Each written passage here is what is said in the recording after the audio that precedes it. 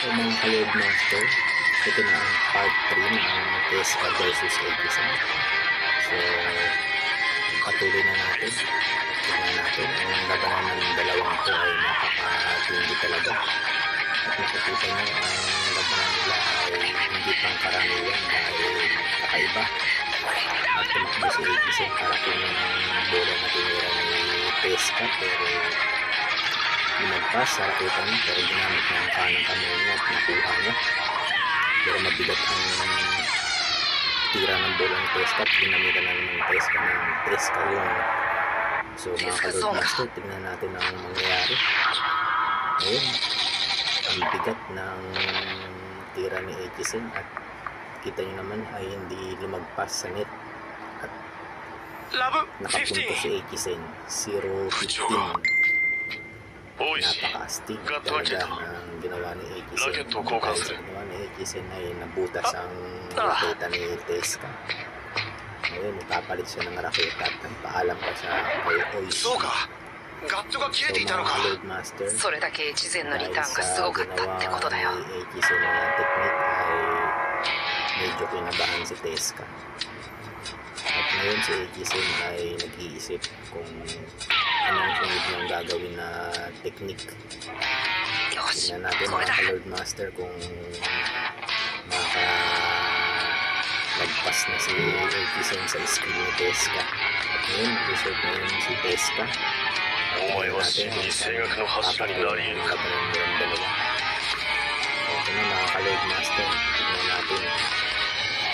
Napaka-astig na ang labanan na ito. At titira na si Teska, pero nilipat ni Ekisan sa kanang kamay ang kanyang raketa. Dahil nga siya ay isang ambidextrous. Kayang gamitin ang kaliwa at kanan ng kamay na parehas at parehas din ang lakas.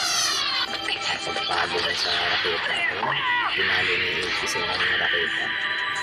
Pero sa sobrang lakas ng piyasa ng Ekisan sa kanang kamay ay naging out lang ang bola. So mga ka-Lord Master, nakita nyo naman ang pangbihirang lakas ng kanang kamay ni Ekisan kahit siya ay isang kaluluto. Mga ka-Lord Master, nag-iisip ng paraan si Ekisan ulit kung paano niya matatalo si Teska. So tignan natin ulit mga ka-Lord Master, paano tatalon ni あいつ追い詰められてどうかしちゃったんじゃないか。左手で打っても押されてるってのに matindi ang presyo sa bawat side ng dalawang kampo. Titignan natin, nakapokus na yun si Ryoma.